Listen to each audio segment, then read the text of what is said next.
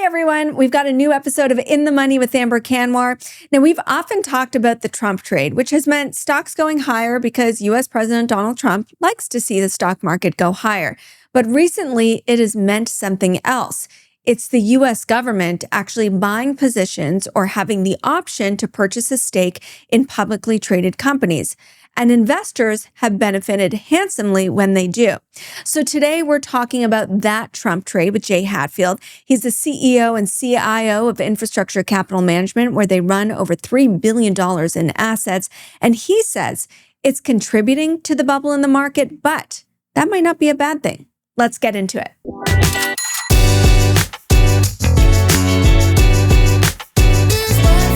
The information provided in this podcast is for informational purposes only and does not constitute financial, investment, or professional advice. The views expressed by the host and the guests are their own and do not necessarily reflect the opinions of any organization or company. The host and guests may maintain positions in any securities discussed on the podcast. Always consult a qualified financial advisor or professional before making any investment decisions. Before we get started, a message from our sponsor, Raymond James Limited. For 25 years, Raymond James has been helping Canadians achieve their financial goals with confidence. As Canada's largest independent financial services firm, they manage over $95 billion in assets and support more than 520 advisors nationwide. What sets Raymond James apart is their commitment to independence. With no proprietary product to promote, their advisors are free to focus solely on what's best for each client, whether that's planning for retirement, funding a child's education, or preserving wealth for future generations. To learn more about how Raymond James can help you live a life well planned, visit raymondjames.ca. Jay Hatfield, thank you so much for joining me today. Thanks, Amber. It's great to be on. You know, there's so much to talk about in the markets. I wanted to kick things off because you're American and you really traffic in these kind of U.S. stocks. There's something really interesting happening with U.S. stocks right now, and that is that the government seems to be buying a lot of them, or at least buying the option to get shares, whether it's in a steel company or in these smaller resource companies like MP Materials, Trilogy Metals. We've seen deals done in the uranium space with Cameco, Brookfield, and Westinghouse. Lithium Americas, that's a lot in the resource space. But then, of course, there was that stake in Intel.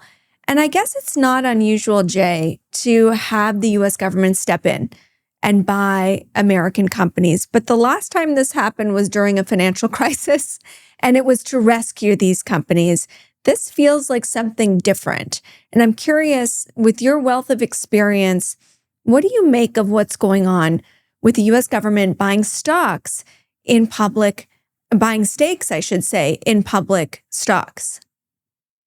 Well, it's obviously controversial because, we have a socialist running for mayor in New York City, but that's actually the definition of socialism is for the state to buy companies. So fundamentally, it's controversial, but there's one theme that flows through all those companies. It's really national security.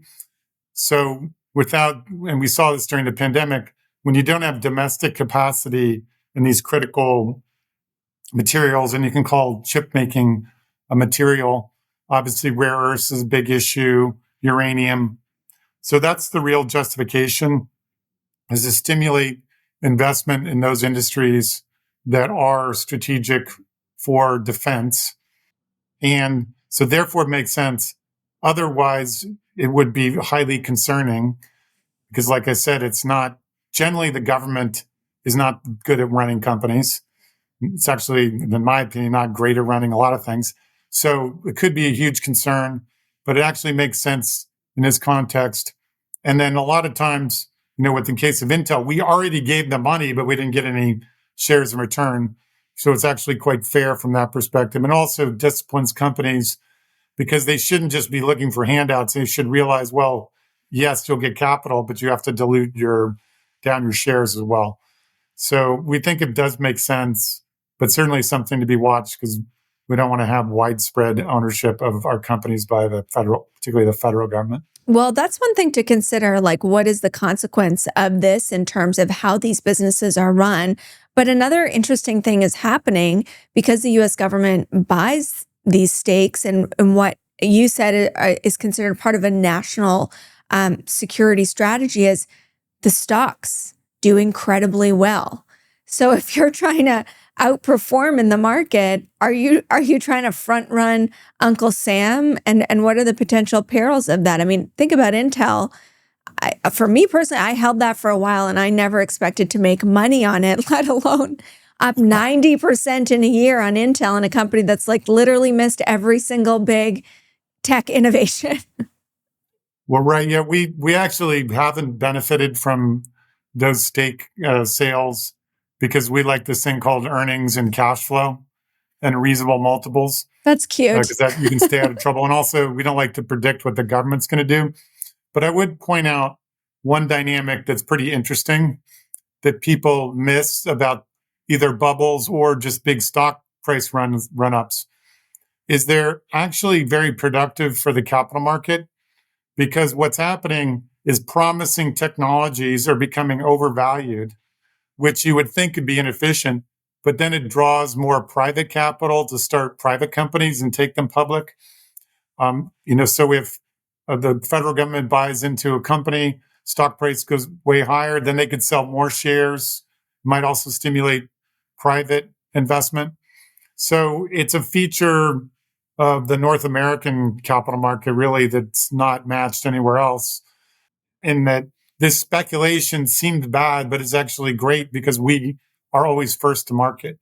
There's no accident that the 8 leading tech companies are all in North America because that's the feature of the capital markets. Speculation leads to capital flows, and then those companies are first to market, and usually there's an enormous first mover advantage. So, in a way, bubbles can be productive. That's interesting. Let's continue that line of thought because that's really not how it's characterized in the media or in history too, right? We remember the dot-com era. We remember the 84% plunge in the NASDAQ because of, those years of it inflating the bubble and maybe not what that inflation of the bubble spawned that did go on to be kind of lasting and create generational wealth if you held on. Absolutely. It's a little bit what it's like, which is problematic for some people, is public venture capital. So, venture capital, you make 10 investments and you hope one works out. Now, you don't want a bunch of real retail investors in the 90 companies that don't work out, but hopefully they have a diversified portfolio. So for every web van for older viewers, that's a terrible company from the dot-com boom, there's a Google or there's an Amazon, so that your whole portfolio works out, even though 90% of the companies went bankrupt. So, and we're going to talk about like tech and how what it's doing to the overall market, but just to really flesh out this conversation about what the US government is doing and what it views as strategic, I mean, that does extend into artificial intelligence, right? That some of the deals that they're doing are with NVIDIA and uranium, and getting all of that stuff is to help power artificial intelligence. Does that mean, so we're worried about a bubble, but if it's got the backing of the US dollar, not the US dollar, but the US government, does that give you more faith, less faith that this is a comfortable market to step into despite valuations? Well, we wouldn't be comfortable but for the fact that these 7 of the 8 large companies are reasonably valued, maybe fully valued, but not bubbles. So we're GARP investors, so growth at a reasonable price. So we look at the PEG ratio, which is the P ratio to growth. And so for the 7 out of the 8, so Tesla does not pass that measure because that's more of a meme stock. But for the other 7, they're trading at reasonable multiples of their growth and they're highly profitable. So that's really what gives us comfort. And that's different from the dot-com boom. There were very few profitable companies back then. Most of the ones that went public had not even necessarily a lot of revenue. So it was way more speculative. Here, you've got the biggest companies in the world investing who are already profitable. Okay, maybe like Facebook announced they might be, quote, over investing, but they're still highly profitable. So we do think the boom's sustainable. We need this computing power.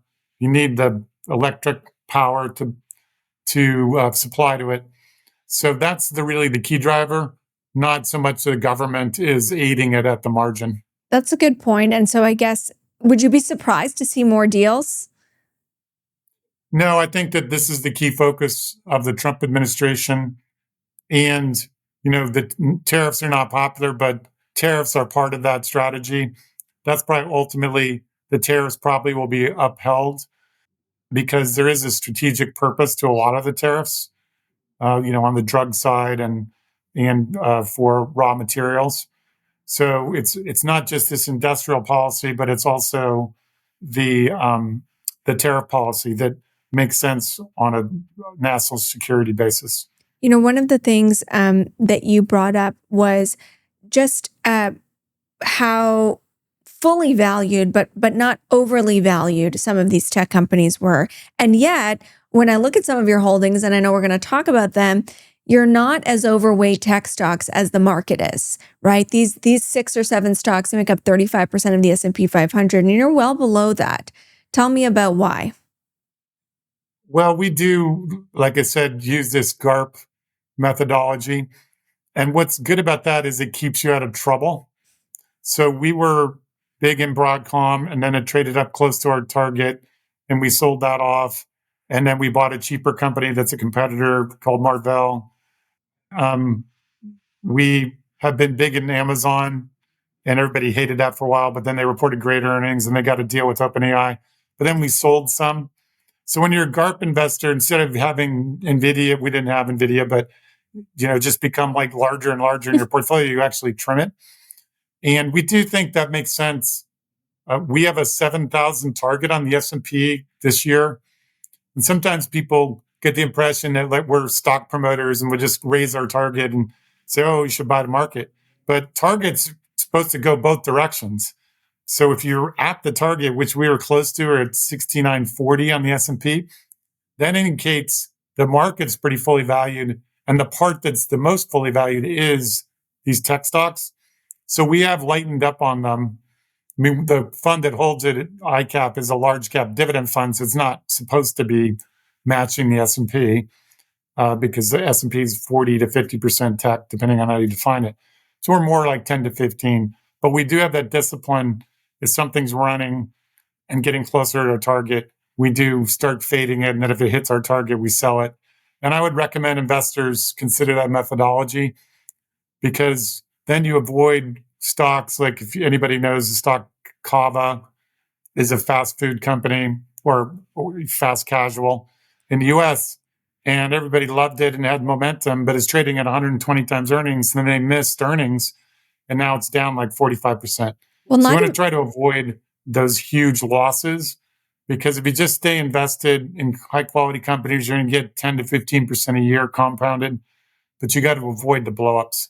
Well, and not even Kava, which was I think was such an extreme example. If you look at tech earnings season so far, a lot of these companies were perfect. The results were perfect. They delivered, they increased their forecast, they did everything they said they would do, and then some. Palantir is another example, high valuation stock. It delivers, it boosts its forecast, and it sells off. Like all these stocks kind of sold off. And so I wonder if you think we're in for a period of, it's like exhaustion, buyer exhaustion in tech. And so part of your strategy of moving a little bit underweight the tech sector is that you can still perform well in this market. Is that your idea, that tech might pull back, but you can still outperform if you reduce your weight in tech and increase it in other places? Absolutely. And the best way to play the market. Everybody talks about seasonality, but what really is driving that is earnings season.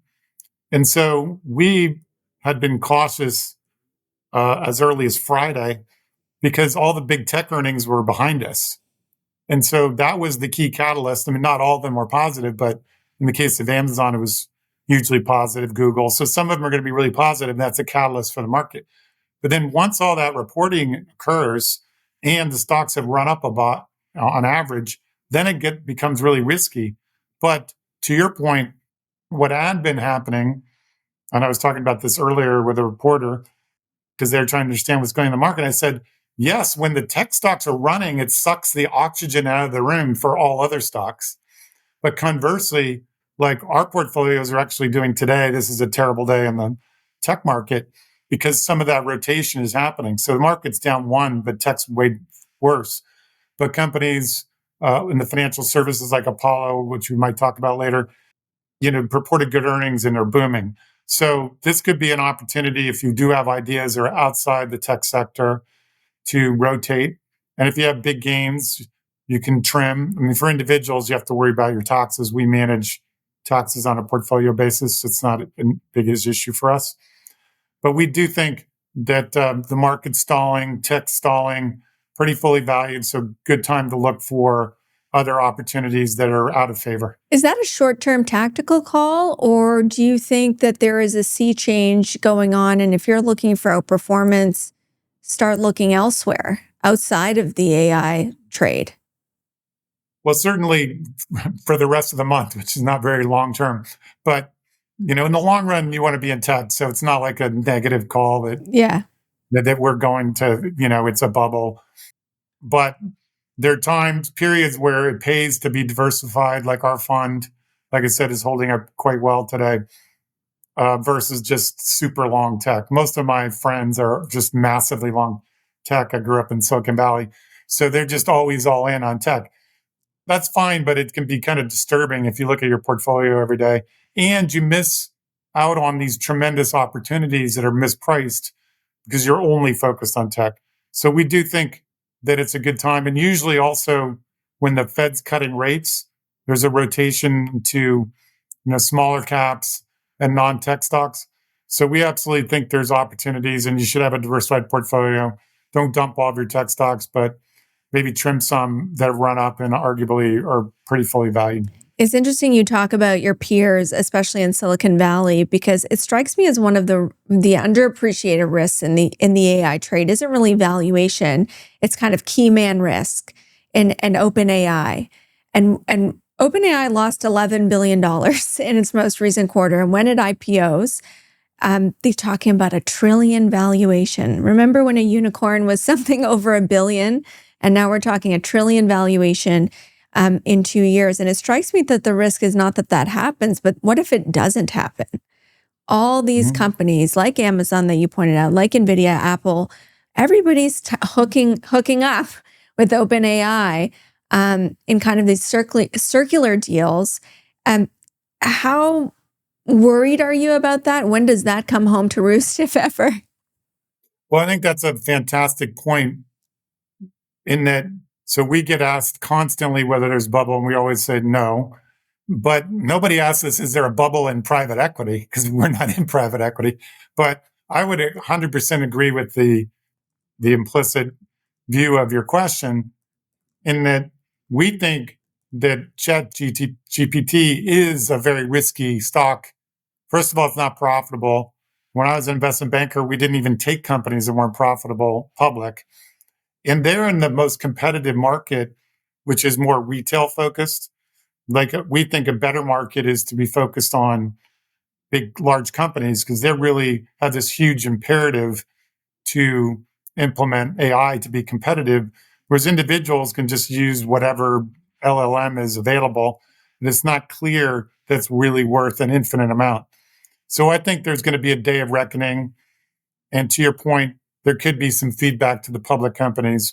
But for now, most of that risk is on the private side. But I certainly, like if you asked me if I would buy something at $1 trillion losing 11 billion, I would say definitely not. Well, that doesn't fit, Garp. One of the things that helps people make that decision, and you alluded to it, is central bank activity. And if we're going to be into a new easing cycle, not under Jerome Powell, but under whoever the next Federal Reserve chair is, how does that filter into your thinking, your longer term thinking? Where are rates headed? Right. So a good analogy. So everybody's calling for, or many people are calling for a bubble. And one response I have to that is, yes, we're in a bubble and it's going to burst in 5 years. So in other words, you can make money for 5 years. And that's really what happened in the late 90s. The Fed back then was massively increasing the money supply because they were worried about Y2K, which was completely irrational in hindsight. But so they were jacking the money supply more than 10% a year, which is highly inflationary, feeding the bubble, not causing it, but feeding the bubble. So here we actually have the reverse situation. That's why it's really not a good idea to get out of the market. You can trim some stocks, but you don't have to get out of the market. And that is we have the opposite situation. So the money supply is actually shrinking, which means the Fed is very, very tight. It means they're going to have to loosen lower rates and increase the growth of the money supply. It's probably not going to happen in December. It's definitely going to happen next year when we get a new Fed chair. And that's super bullish for stocks. And, our GARP methodology in a way might not work because, it could be like we like MRVL here, but it might trade to 200 and still keep going up. Like Palantir is coming off today. But, our models would have said, like, we recommended it at 40, but we didn't recommend it at 120. So then we missed $60 of appreciation. So it could be because the Fed is loosening the money supply or monetary policy, increasing the money supply. We have deregulation that we do get to a period where almost all stocks are overvalued. Now, it's a bit of a high-class problem, assuming you have some of your holdings left. But we're definitely have these massive tailwinds, loose money supply, and deregulation. So I wouldn't get too concerned about valuation. Definitely trim. Don't get into the really overpriced companies like Palantir. But you have to recognize we're coming out of a cycle, not going into a down cycle. And that's probably going to be reflected in stock prices. All right, let's see if we can find some of these opportunities and dip into the mailbag.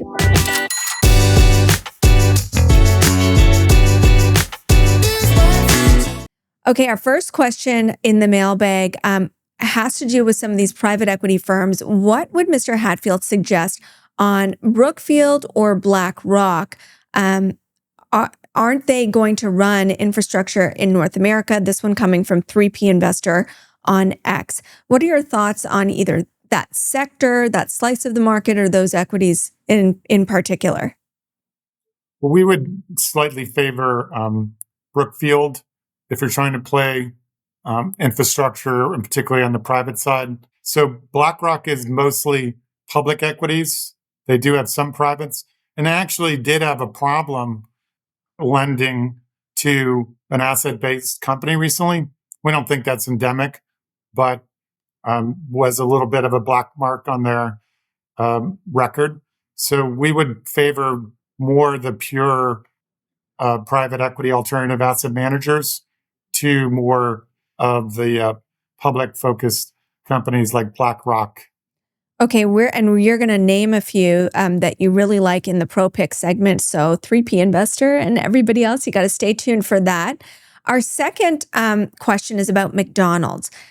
Shares are basically flat this year. Do you expect a better year in 2026? Would you buy the stock here? This one coming from Fred. I mean, the whole food service business has been very challenged. What do you do with McDonald's here? Well, the first thing to keep in mind is that it has a very low beta, so very low risk relative to the market. So it's a good example of if tech stocks are booming, it's going to take oxygen out of the room and McDonald's will underperform. So you just have to be aware of that dynamic because you're making a market bet by being at McDonald's. But getting back to its fundamentals, they do have one advantage, and that is that if you've ever gone to McDonald's, that you can sort of eat for free or you can feed your family for free. So it's a very, very low price point. And so sometimes individuals can actually eat cheaper by going to McDonald's. So we think they're quite defensive, even though the low income consumers under pressure right now. And we think it's going to hold up well, but they'll probably do better next year when the Fed's cutting rates. construction and housing recovers, it's very likely the labor market will recover. So that will bid up wages. So it's probably more of a next year's bet. In the short run, if you want to be defensive, it's a good alternative. We do have a 320. We own it in our ICAP fund. We have a 320 target, so some upside, but not crazy upside.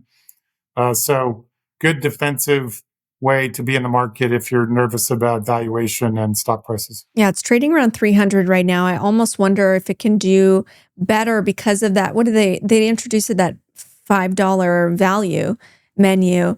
But to your point, when I was reading a preview of their earnings, which are going to come out this week, I think they'll be out by the time this episode airs. There was questions about whether the value menu is enough to drive traffic, and it sounds like from what you're saying that this might be more of a 2026 story versus something that benefits near term. Absolutely, that's just in terms of if you want a real stock idea. Given that we're pretty bullish on the market, may not work super well this year, but a good holding. We do hold it. It pays a nice dividend. Super conservative stock. I gave it to my daughter 20 years ago at 30, and now it's at 300. So if you hold it forever, you're going to do extremely well. So, and I bet if you want to get rich quickly, probably not a great trade. I bet she didn't appreciate it at the time, but now she definitely does. Let's talk Pepsi. What goes well with a burger is Pepsi, though I know McDonald's, I think, is in bed with another soda drink provider. But Pepsi has had a rough run. And I wonder if you think it's worth scooping up here. We do. It probably got too cheap. Everybody was super negative about Ozempic and GLP-1s and their snack business. But they had reported a pretty solid quarter. They have an activist involved, and it trades at a much more reasonable multiple than McDonald's or Coke. So we do think it's upside. But the same thing, if you want to participate in a massive market rally, Pepsi's not going to be the place to be. But on days like today, where it happens the market's weak, those type of stocks are doing well. So a good way to diversify your portfolio, undervalued company, but not going to skyrocket with the market. Yeah, it's good. It's a good thing you mentioned the activists. It's Elliott Management, which has a pretty decent track record. And of course, the stock kind of popped in October, and then it kind of gave up all those gains. So the activist bump is out of the stock. And I'm curious how you think about, if you own a company, you own Pepsi, and then an activist comes in, what does that do for your perception of the stock, your willingness to hang on? What do you do in those situations? Well, it definitely creates upside because that's really a great business, for super large funds, of course, because they kind of can control the outcomes. And a good example is Kenvue, spinoff of J&J, under tremendous pressure because of issues with Tylenol, potentially causing autism. But you had an activist involved. So not too shockingly, they get sold to Kimberly Clark. So it creates a lot of optionality. You never should just buy any company that has an activist. But if you think it's undervalued and a good company, it creates additional higher probability of having a catalyst. Like with Pepsi, they could spin off their snack business.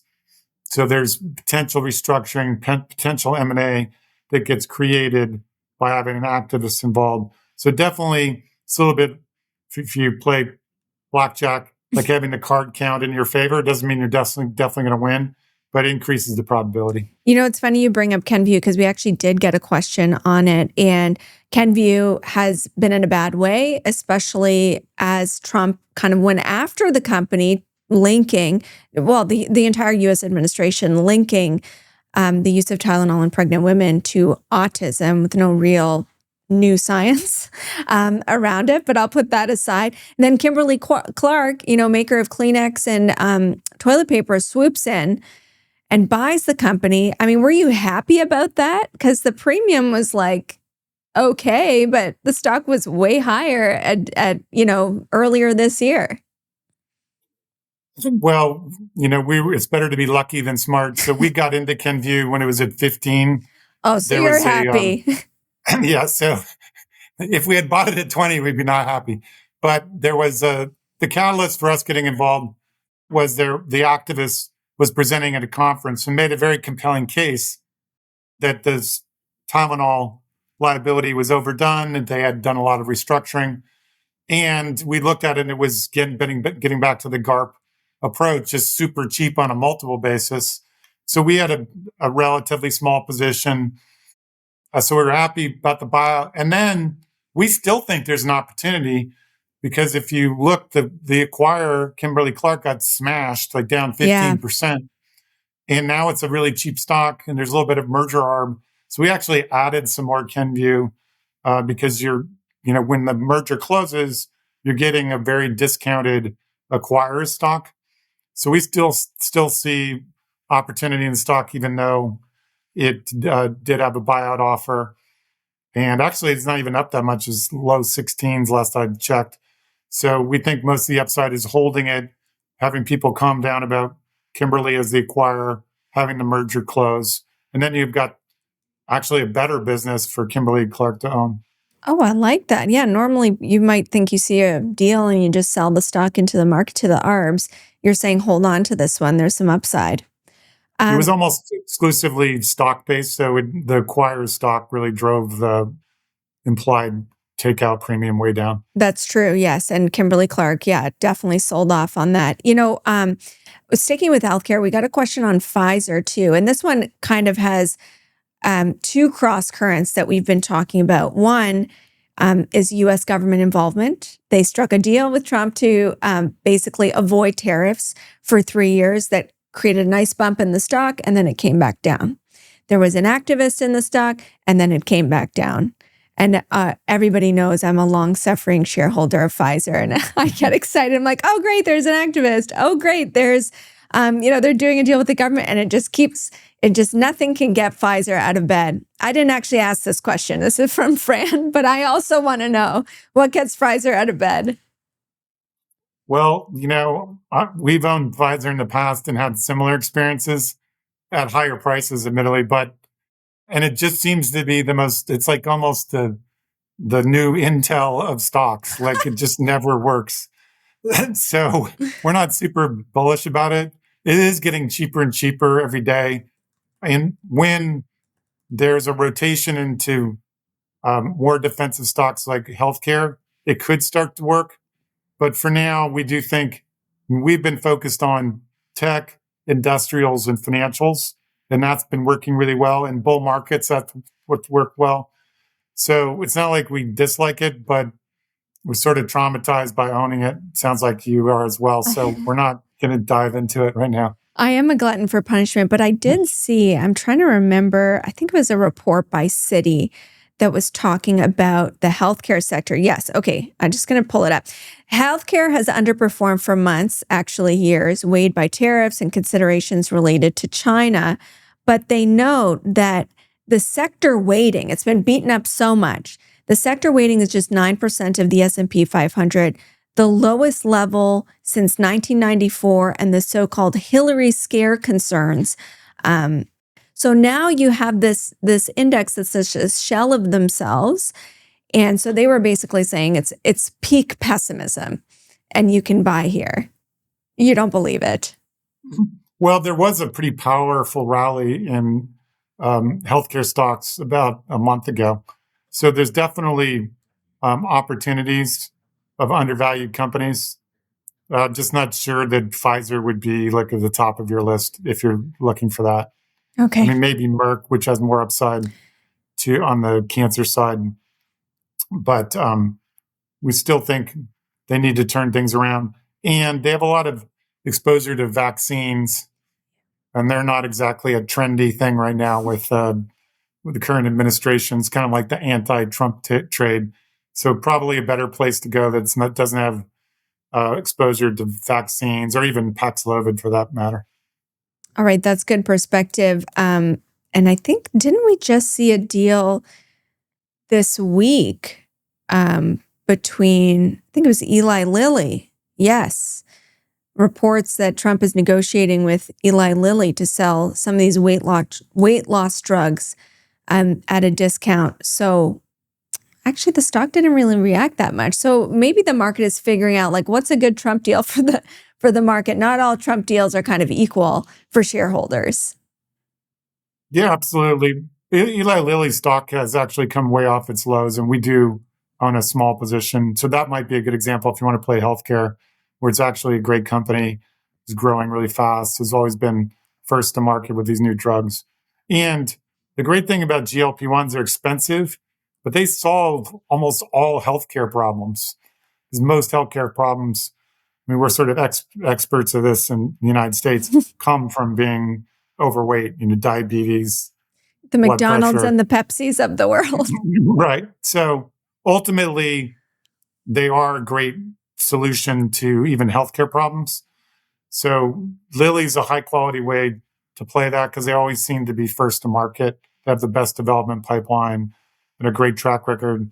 So I guess it's a good example. Like if you have a choice between kind of a beaten down company that has track record and not doing very well, but it's cheap, versus a more expensive company that's always been doing really well, we'd rather have the higher quality, higher performing company. Good. I own that one too. So you're back. You're back in the good books, Jay. Let's talk about some stock specifics in tech. You are kind of underweight relative to the market, but there's a few questions that we've got specifically in this area. One is on Broadcom. Such a stellar year. Do you expect the rally to continue? This one coming from Tyler on Instagram. So we have owned Broadcom and we're reduced our position, but we still have a position. So we have a 380 target on Broadcom. So they're in a great sector. They do design XPUs. So those are chips designed specifically for certain types of loads or certain types of computing tasks. So that's a great place to be when you have AI. But it is pretty fully valued. So we do favor one of their competitors, MRVL, that sold off because of what was perceived as a weak earnings report. So it gets back to you don't necessarily, we can love the stock, but not love the stock price. All right, AVGO Broadcom is trading at around 350. So your price target, suggests only a 7% upside from here. We're going to talk a little bit more about MRVL and Pro Picks. Another kind of AI related question that we got is on some of these utilities that are right there when it comes to providing the power to fuel these data centers, NextEra and Vistra. And the question is there too much hype around these? I just want to take a look at Vistra. I mean, these are utilities that have traded like tech stocks. They've come off a little bit in recent weeks. Well, those two stocks, we in our models are reasonably valued, particularly NextEra, because you're not just getting a power producer, you also get the best utility in the United States. So they're in Florida, which is obviously growing because of deregulation and tax considerations, but also great regulation because it's a pro-business state. So I used to be a utility investment banker. So that was my client. So a fabulous utility, but attached to it is a power company that does have good upside. They're entering into nuclear contracts. So we really like that stock. And in our models, it's actually cheap. So we don't think it's overdone. There are certain companies, like certainly all the nuclear power companies that are losing money. If you want to stick them in the same bucket, we think that's a potential way to blow up being in those money-losing companies. What do you mean? Like, what's an example of one of them? Oklo. I mean, we don't follow these companies closely, but they're like developing small nuclear reactors, and they don't have any operations, cash flow. Like we like earnings and cash flow, not promises about earnings and cash flow. So there's good ways to play it. The ones you mentioned are pretty conservative ways to play the power demand, but there's kind of more gambling versus investing ways to play it, which are these money-losing nuclear companies. You mentioned valuations and that in your models, they're still looking attractive. Help me understand what you think a new normal is for valuations on utilities like this, because I look at it, NextEra, 22 times earnings, Vistra 34 times. That seems expensive for utilities. But what's the lens? What's the right multiple for stocks like these? Well, we use a pretty unique approach where we'll use those same PEG ratios that we use on these high flyers like MRVL and Broadcom on utilities. We make a couple of adjustments. So we actually use, and it's good to have a longer interview because I can never say this on television, but we actually use the PEG-Y ratio. What's so it's that? the PE to the growth plus the yield. And I've never heard anybody say that, but you have to do that. And I know this from being a utility investment banker. You don't want to say a utility that has a low dividend is way better than a utility that has a high dividend because the low dividend utility will grow faster. So if you add in the yield, and then we also adjust for risk. So the beta of NextEra, I think, is 0.3 or 0.4. So to correct for the fact that, yes, you can get better growth with Broadcom, but on down days, Broadcom's down 6% and NextEra is up. So if you make those corrections, we have about 10 to 15% upside on NextEra. So we don't show it as being overvalued. But you have to make those corrections. You have to include yield and also adjust for the fact that it's a lower risk company. So you don't need to require as much total return over the long run. Okay, that's good perspective. One more question in the mailbag before we go to your top ideas. This is about a regional bank, Fifth Third Bancorp. It's quite large, actually, but it's still categorized as a regional bank. And there was recently a scare, well, with a bunch of banks, but including Fifth Third, with some bankruptcies. Companies that had loans out and the lenders didn't really realize that they weren't the only ones in line for either the asset or the business. And this is kind of what is being revealed as the challenge with private credit, which has had huge growth. But then there's a little bit of opacity that even a Fifth Third bank, even a JP Morgan, even a Jefferies might not know where they are in the pecking order. What does that do for your view on Fifth Third? What does that do for your view of the financials, just this issue in general? How should we think about that? Well, to be fair, there is a real issue. So it's called asset-based financing, which is basically financing receivables. And apparently, it's pretty easy to lie about whether you have real receivables because there are. So the Jamie Dimon, made the cockroach comment, and it's not really clear what exactly that means, but there have been other, quote, cockroaches or situations where there was just out and out fraud. But we don't think it's systemic. And none of the financials, except for maybe JP Morgan, sort of implied that. But they didn't really, because cockroaches just means one other, not like millions of them. So we think it's created a buying opportunity. And the regionals are maybe not going to be the place to be right this second in time. But next year, when the Fed's cutting rates and we have a normal upward sloping yield curve, that's good for boring old regional banks versus investment banks and private equity. So we do think they're going to have their day in the sun. If they get way sold off because of fears of credit, like you should have fears of credit when the Fed's tightening, not loosening. So we think that what you saw was just this somewhat flawed asset-based finance model where you makes it pretty easy to lie about receivables, whereas other type financing can't really lie about having real estate or inventories, but you can receivables. But we think it's very contained, and to the extent these stocks sell off, they're buying opportunities. But same thing with McDonald's, maybe next year's trade versus this year's trade. Okay. Let's get into your pro picks, your top ideas for U.S. stocks.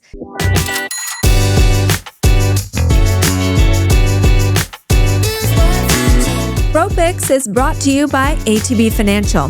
With $62 billion in assets, ATB Financial is powering possibilities for more than 820,000 financial services clients in Alberta and beyond. ATB's capital markets arm is a full-service investment dealer that offers investment and corporate banking, sales and trading, institutional research, and risk management. Visit atb.com/inthemoney for more information. All right. Now, this is my favorite part of the show where you tell us your favorite ideas. And we started off by talking about, why is the U.S. government buying all these stocks? And you mentioned it has to do with national security. And so it is important to understand what are the strategic imperatives of the U.S. government right now? How can you apply that to your portfolio? And I think a lot of these names, like you like them for different reasons, but is that one of the themes as well? Help me understand before we dig into each. Absolutely. It's really not just national security, but a Trump trade or Trump administration advantage.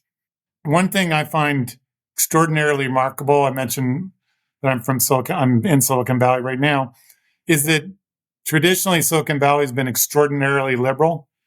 Well, it really took the Biden administration to convert them to being Republicans. And the reason for that is they don't really mind paying higher taxes. And by the way, it's mostly capital gains. So they're happy to have other people pay higher taxes. Well, one thing they absolutely cannot stand is not being able to sell their companies. Mm-hmm. So if you can't do M&A, then there's less IPOs as well. That is absolutely horrible for private equity firms. And so you saw a lot of those management teams really flip over to the Republicans, start giving heavy money to the Trump campaign at the time.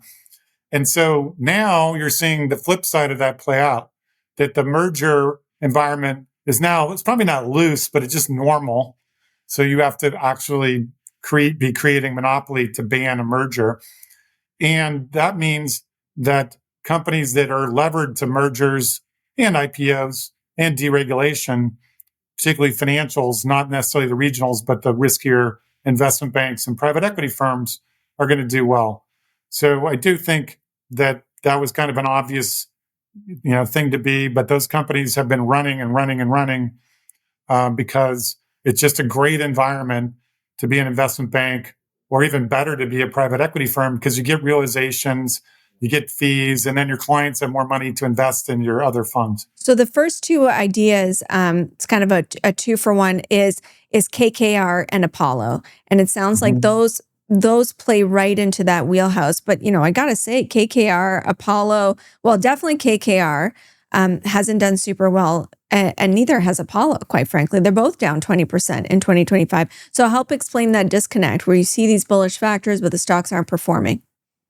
No doubt these are well-hated stocks. They're kind of the opposite of their momentum, but downside momentum stocks. But we think it gets back to what we were talking about before, irrational fears about a systemic credit problem. But what we love about the private equity firms, because you could argue about the banks, maybe there'd be more write-offs, but the private equity firms have higher quality portfolios, so much less likely to have a problem. And Apollo just reported this morning and verified that they have high quality credits. And then, not that they want to lose their clients' money, but it's not even their capital. So if they did lose money, they would be good because, their clients might not be happy, but it's not like a bank where they just write off equity. So they're kind of 2 or 3 steps removed. In the case of KKR, they didn't even have a lot of asset-based financing. So we do think valuation matters. So for instance, we've been recommending Amazon for a while. Horrible, horrible stock up until last week. And same thing, Apollo, terrible idea up until this morning. So when reality hits and you have a super cheap stock and actually you're correct that their fundamentals are good, you get these big outsized returns. So for both of those stocks, we have targets. So KKR is about 120-ish. We have a 200 target, which might seem ridiculous. These are really, really good companies, great companies. Arguably, in the case of KKR, the best financial services brand name in the world. So when they go on sale, you just need to buy them. You can close your eyes, do like my daughter did, look at it in 20 years, and it'll be up, a ridiculous amount. So that's a 70% upside. I did the math for everybody on KKR. I assume the same is kind of similar return profile for Apollo. Correct. Yes. Now, it's really, really, these are really, really cheap stocks, but they're great business models. You mentioned Amazon, and that's actually your second idea. And you're right. It kind of did go nowhere. And it's interesting you mentioned M&A and deals were not able to be done, they were trying to buy the Roomba maker. It was called iRobot. Mm-hmm. And now, iRobot's just probably going to go bankrupt because they weren't able to find a buyer. So I don't think that's why you like Amazon, because now you think they'll do the robot deal. But what attracted you to it? And now that earnings are out and people have rediscovered Amazon, where do you think it can go from here? Well, it's really two elements. The first is they did have slightly disappointing AWS revenue, so their cloud revenue is only growing at 18, still pretty good. And we think people overreacted to that. And what they're missing is that Amazon has this, as we all know, or at least if you live in an apartment complex, because every day the concierge is overwhelmed with Amazon packages. They have this fantastic retail business that they make very little money from, but they have new professional management. So not the founder, Andy Jassy. He's focused on making that more profitable. They recently cut corporate overhead. They're increasingly implementing robots. They're moving inventory closer to the end markets, saving on costs. They're advertising. So we think that's the big story. But what got the stock moving was AWS accelerated to 20%. We think they'll continue to do well, but they are the incumbent. So it's they can't grow at 40 like Microsoft. But that business is good to great. And then you have this cost cutting story. Yeah, so with Amazon, we have a 300 target and it's trading at 250. So still about 20% upside. But we had that target when they were at 220 as well. Mm-hmm. So the targets do matter. And they do show earnings is always risky.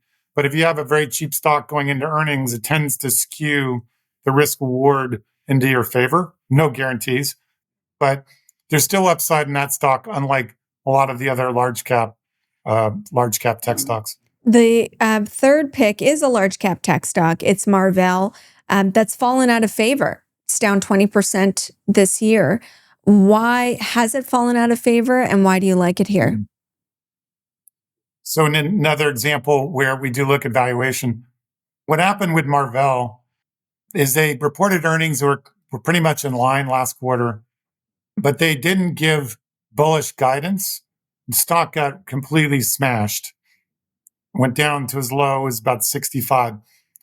But later, the CEO clarified, so the following week, that they were being conservative because they didn't want to give away proprietary information of their major customers. And these are major with a capital M. So these are all the big tech companies. And so they tried to clarify that. So it's in the transcript. You can go read that. And then just to validate that, they announced a share repurchase, insider purchases. Stock ran up to 90, which is roughly where it's trading now. But we still have 120 target, and it was at 120 prior to them announcing earnings. So we think a reasonable target. We do think they're going to do well when they report. No guarantees, obviously always risky going into reports.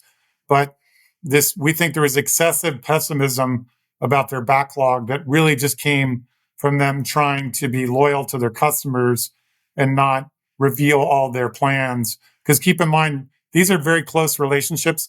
They design the chips for specific companies. So there's a proprietary relationship there. So we think actually that'll help them by being conservative. And unlike their competitor, Broadcom, they're trading at a very reasonable PEG ratio or ratio of PE to growth. Jay, an absolute pleasure. Thank you so much for joining us. We learned a lot. Thanks, Amber. Super questions.